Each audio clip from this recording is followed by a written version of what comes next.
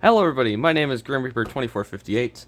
Today we'll be looking at a pretty interesting blaster. So let's get right into it. Welcome to Nerf Restored, the episode, or the series, I guess, where we take blasters that were previously broken and try and fix them. Some successful, some not. I haven't really got a completely stock working blaster yet, because these things are just kind of weird, and the modder in me wants to always rewire them. Speaking of which, the Rayven got cut up, sorry to say it. I needed it for a project. So, the thing that we have now, you might have seen from the thumbnail,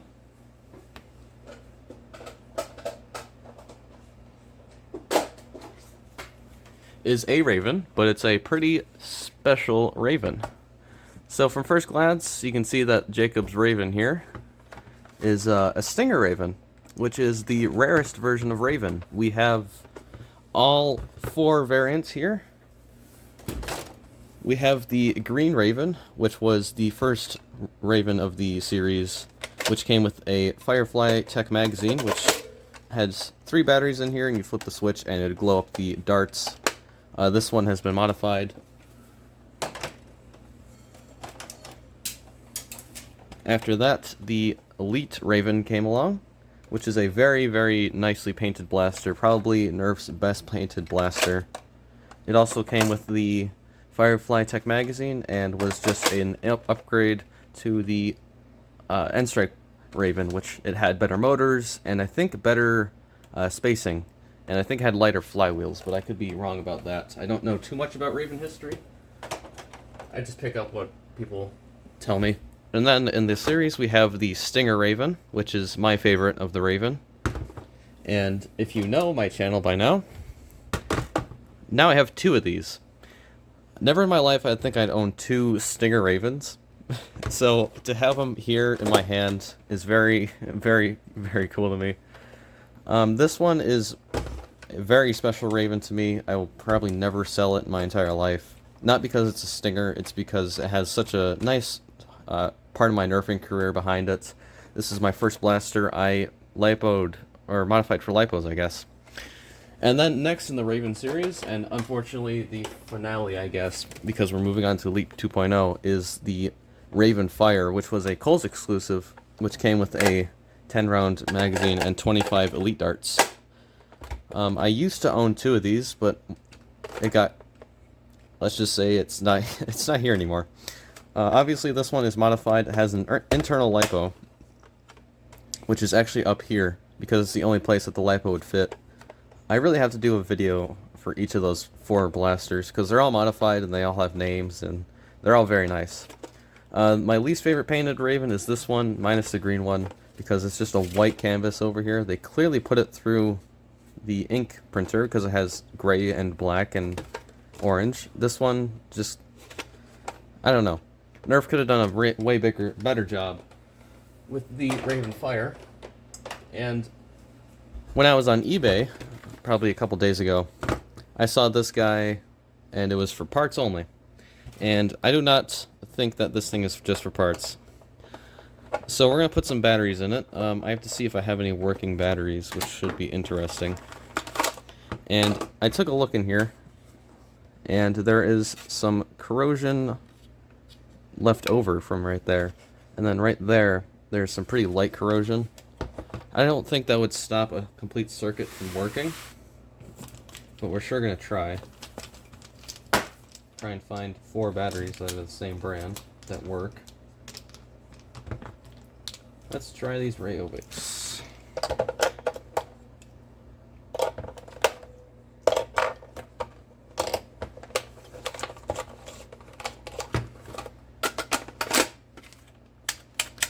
Yeah, we're definitely getting nothing. Also, that rev trigger is very sluggish. I don't have a stock Rayven to compare that to, unfortunately. So, it did come with its magazine, and its magazine is filthy. It's like it sat in a basement for a couple years, and so did this Rayven, with probably batteries in it. And poor Jacob took very bad care of his Stinger Rayven. If you do not know, the Stinger Rayven is the rarest of the Ravens. It came out in, I believe, 2015. 2015, 2014. I don't remember. It's been a long time since I researched about Ravens, but we're gonna try and clean this guy up, bring it to some very nice value. I did buy this for $45, which is a steal for a Raven and steal for a Stinger Raven. I will probably be selling this to somebody who wanted to buy my other Stinger, but declined. I declined that because it was a very special blaster to me. And I said if I found another one, I'd keep my eyes out. And I did, but it's in unfortunate condition. So let's crack this guy open. The Rayven uses two sizes of screw on the outside. It uses a smaller style screw. Smaller looking, I assume. Smaller screw for the top, the two top rail pieces there. And if I grab this screw,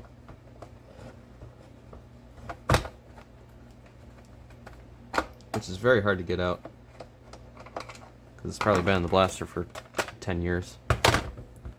Keep in mind that this one is from the main body and this one's from the rail. They're completely different sizes, which it might be hard for me to show. There we go. So yeah, if you're going to take things apart, I'd recommend putting the screws in a place where you remember where they went. I'm very familiar when it comes with Ravens. I can open one blindly at this point. I've opened like 10 of them. So I'm going to fast forward through me unscrewing this. Just remember that when you're unscrewing things that haven't been opened ever, you're going to want to apply some force to them and then do a quick twist. That's to release the plastic from the screw, because the screw went into the shell when the screw posts weren't made yet, because these are self-tapping screws, meaning that when the screw goes in, it creates the thread that the screws go in for the shell to stay closed. So I'm going to unscrew this entire thing and lift it up with you guys. Alright, so I got the screws out, and we're going to open this guy together. One thing to note about Ravens, especially the Raven Fire, the white one, and the green one, they do get stuck here often. But the Stinger is pretty reluctant. So there's just some usual dirt in here. Some spider webs. Nothing too crazy. In here, what the hell is going on there?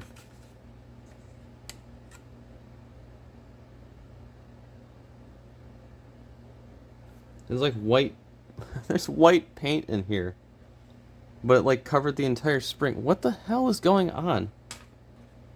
Okay, well that's settling.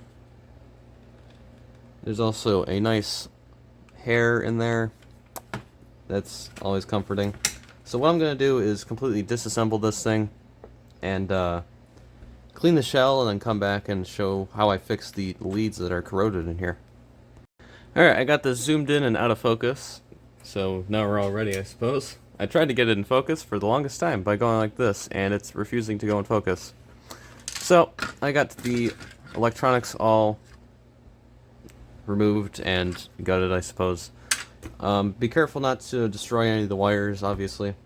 So, the last Raven, before this one, that I did on the same series, the wires were corroded. The wires were just completely botched, and even after that video, I decided to rewire it so that it didn't have any locks or anything. And when I rewired it, it still didn't work, and the motors were fried. So I don't know if that thing had serious battery rot and then some water got in it, but there was no evidence of rust, which was very confusing. So I think my soldering iron is warmed up at this point. What we have going on here is the white, green, and blue wire are going to this one lead, and the pink one, or the yellow one, is going to that lead. So we're going to try and remove it. What I like to do is take my soldering iron and clean the tip. I've been soldering a Rayven all week, and it's destroyed my soldering iron. So we got this. Gonna tin it up. And the reason you put new solder on old solder joints is to kind of make it flow better, because solder from 10 years ago is not as good as solder from now. There we go. The wire actually looks to be in pretty good condition. So it's not a pinched wire or a corroded wire that we're dealing with, just like the last Rayven. So now we can take the solder off this guy.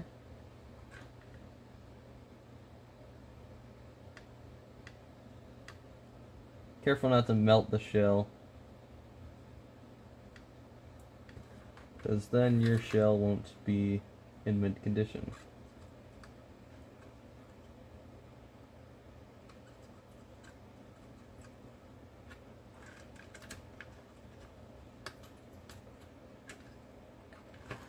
If you find like sticky stuff on the wire, it's like a glue substance to keep the wires connected, I suppose, to each other. That Hasbro does, and it makes it really disgusting to pull apart. So we got to the complete circuit here, and this is just going to be kept. It's in pretty good condition, so I'm not too worried about testing this individually. And yes, I do have a blood blister on my finger. So we're going to get rid of this solder and push the leads through, and the way to do that is to get a solder sucker, if I can find mine. Sleeve camera. So we got this here, and we're going to turn the soldering iron back on.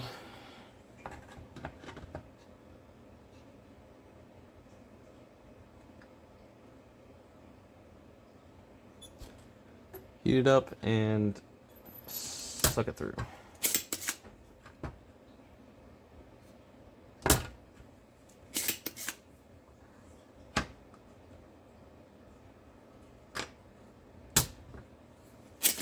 That solder was so old it turned like a dull white color, which is like not normal for solder to do. So we got this all disassembled and stuff. I'm going to take this pin out. If you have trouble taking the pin out of a Rayven, you can take some pliers, specifically needle nose, and just pull, and it should come out pretty easily. If you painted your Rayven, good luck, because that pin will love to just stay in there forever. So we're going to move all of these tabs up, make sure they're completely straight up and there's no solder on it, and there's no garbage there. It's completely free. And since I'm taking this apart to clean it, I'm taking all the leads out. If you're not too concerned of how good the shell of your Rayven looks, you can just choose to take out the only corroded tab, which the corrosion on my tab is this guy here. This guy right here, but I'm going to take it all out anyway.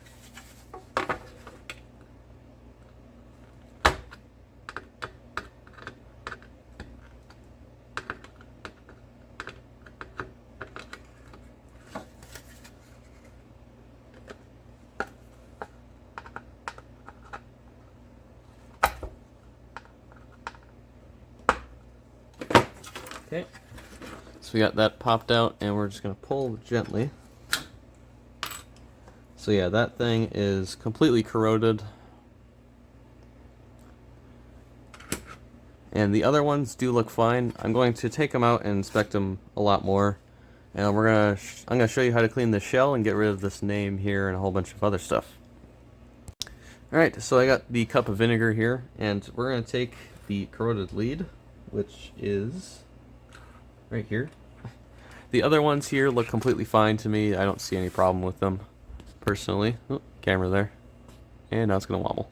So we're going to take this guy and put some pliers on the lead so I don't die. Just dip it in there for a bit. This is going to eat at the corrosion, making the blaster hopefully work again.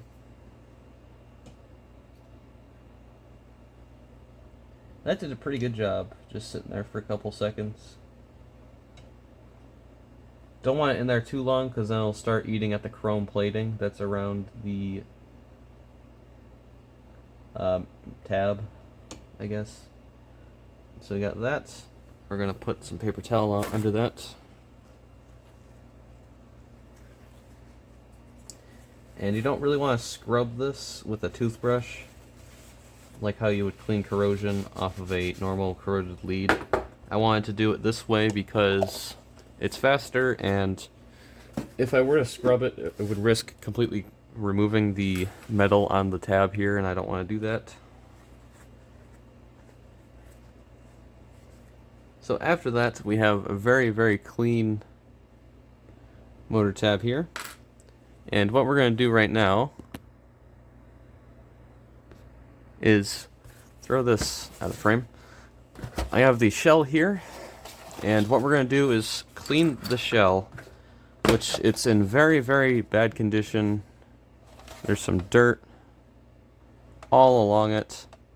There's evidence of battery rot, and that was just on there. That's not a marking, that's just, yeah. Pretty disgusting stuff. There's some dirt in here, and on the inside it's even worse. How much dirt is in this shell. So we're going to wash it, but before we wash it,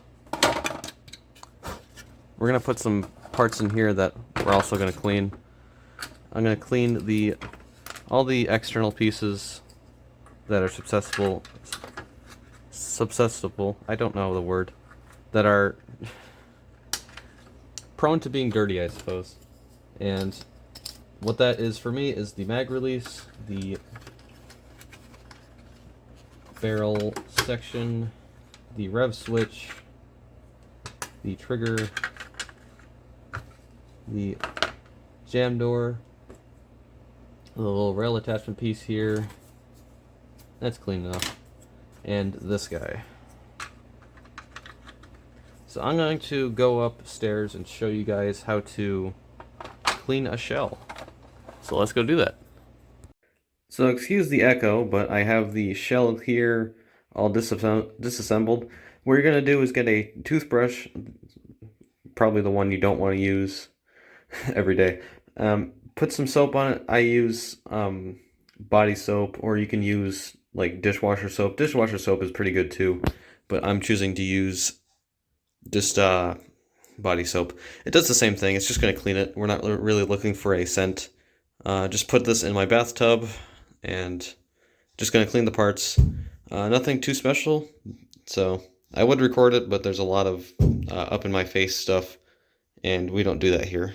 So I'm going to wash this, and you basically want to put it on a towel so it can not drip on the floor, and then we'll show what to do from there. Alright, so I got the shell all cleaned up. It's looking pretty nice. It's wet right now. What you can do is take paper towel and just lightly dry it. I like to put it under my shop lights, especially like this, to get all the knickknacks out. If you do own a air compressor, you can spray all the water out to make sure that no water goes in this thing. You want to get all the water out, especially if it's an electronics blaster. Even if it's a Springer, you don't want rust, you don't want anything like that. Make sure that the entire thing is clean. So I'll get back to you when this is all dry. Alright, so we're going to get rid of this name and these colored lines that we have here. And how we're going to do that is some isopropyl alcohol. I have 70%, but this has been mixed with many other solutions before. And you're just going to rub it, and it'll eventually come off. If you do have trouble, you can retrace the letters with some new Sharpie, and it'll effectively do the same thing, and it will do the same to this. Just be careful you're not getting any colored areas, because this will remove paint. It's very strong in that area. It'll just dull it up and make it look like garbage. I would use whatever Springs uses. I think he uses some sort of Mr. Sheen things. Those dull up the plastic in my opinion and wouldn't look too great. So I'm just going to be scrubbing at this for a while and getting rid of all the colored scratches, like that red scratch there and the scratches here, just to kind of finalize the look of this thing. Alright, so come back to this blaster. Unfortunately, I couldn't get the name completely off. I have to work on it a whole lot more. It's just dug into the actual digital camo on the shell. So we're going to work on this side of the shell. I did leave for work, hence the different colored hoodie. And before I did, I painted. I cleaned up this magazine and makes it work fine. This is the first time I've actually opened up a magazine before and put it back together. And it was packed full of dirt and it wouldn't return. And I tested it out and this magazine works fine now. Just needs lubrication. And so I'm going to put these motor tabs back, and if you remember, the way we're going to look at the orientation of these things is there's little batteries in here, and you have to remember that this is the front of the battery here, and this is the back. And so these will just go in like this. So I'll get back to you when I completely put the terminals back in. Alright, got the motor leads there all nice and put in there. I did fold the 2 up top. I didn't fold the 3 because we still got solder to them. But this is the orientation if anybody needed to know. So right now we're going to put the complete wiring assembly back in because I'm not going to rewire this. This is going back to stock. And looking at the board and the wires and the switches and the actual motors itself, I think it was just the batteries or the battery corrosion that made it so it didn't fire. Nothing that would concern me, honestly. So the wires that need to go back are this this yellow wire here needs to go back to this lead here. I have my soldering iron all turned on, so we're going to tin the lead there.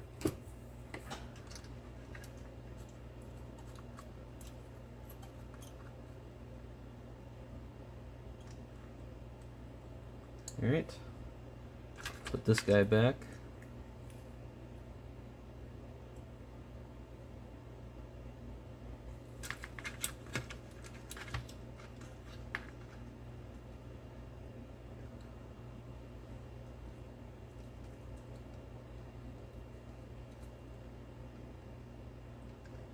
And once you solder something, make sure to pull on it just very lightly to make sure that it won't come off.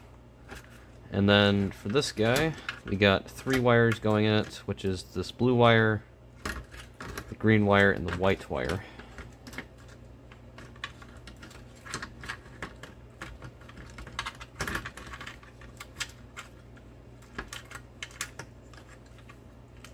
So I'm going to solder the pair here together.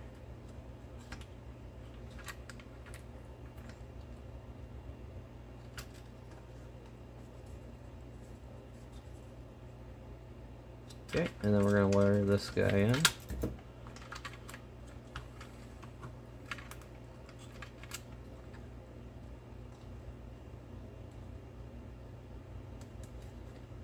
Careful not to desolder any wires, causing a poor connection. So that's it. We're done with the soldering iron, and I'm going to reassemble this guy. It's pretty easy to reassemble a Rayven, for me at least. I will go over the internals, like a big overview, if you do have a question where something goes. I'll be sure to answer it in the comment section below. So let's get to it. Okay, got this thing all completed. If you ever needed to know where a part to a Rayven goes, then this should be pretty helpful, hopefully.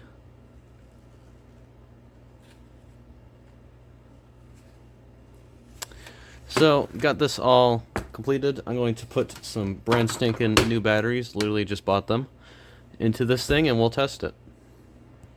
So what worries me about Jacob's Rayven here is when I read the eBay listing, the description, the person said that the motors didn't really work too well, or it was like a normie term. I'm joking, I don't use that word. But, oops. Just like how it wouldn't work. So I'm kind of scared. Oh, because jammed was up. Huh. I wired it correctly. Well, I'm going to test the battery, or the motors. See if we have a dislocated wire somewhere or something. That's interesting. It hasn't happened to me. The locks are getting depressed. I don't know what's going on. Well, I'm gonna try and figure this out. Come see you in like 4 hours, I guess. Okay, so I just found out something interesting. So I have a bag of Rayven parts here because I stripped a lot of Ravens. And I have a 9-volt right here with some alligator clamps on it. And when I unsoldered this, and when I put them on the tabs here, the motor doesn't spin up. But I have this cage here from a probably Elite Rayven at some point. It works completely fine. I don't know if you can hear that, but it's spinning. And I tested the other motor, and the other motor's dead. So the cage, or the motors actually, must be completely fried. So I'm going to switch out the cages. I'm going to put this rubber thing back on and desolder this and put the little yellow things on here just to keep it as original as possible. If it's this thing that's causing the problem, I will just straight wire it like that. I have no problem with that. I just want the locks and stuff to be functional, and I just want the blaster to be functional. So I'm going to try that and show you guys what the end result will be. Alright, so replace the cage and the motors. And unfortunately I did this before I filmed it, but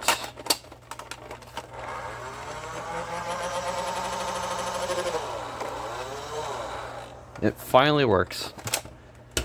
It might have been the batteries, it might have been the motors. I don't know. Honestly, I just changed out the batteries because I thought that would do something, and apparently it did. So just looking over this again, it seems to be fine. It seems to be complete. So I'm gonna put the screws back together and put Jake's stinger back together. This is a nightmare. So we got Jacob's Rayven here, all completely working. I don't have any batteries in it because I just took them out. So clean the magazine. If you fast forward through the video, clean the magazine, and the blaster worked. I did need to replace the cage with a donor cage and repair some corrosion. So this stinger works completely fine. I will have this for sale. You will have to PM me on Discord or probably Instagram, which I assume if you subscribe to me, you probably came from Discord and or Instagram. So you probably know me there. If you don't, then I'll link my Instagram there, because I don't know how to... I just don't want to have a whole bunch of friend requests from people on Discord. So, this is all done. I hope you guys enjoyed this video. Hope you guys learned something new. And I hope you guys have a good rest of your night. Like the video if you liked it, I guess. And I will see you guys later.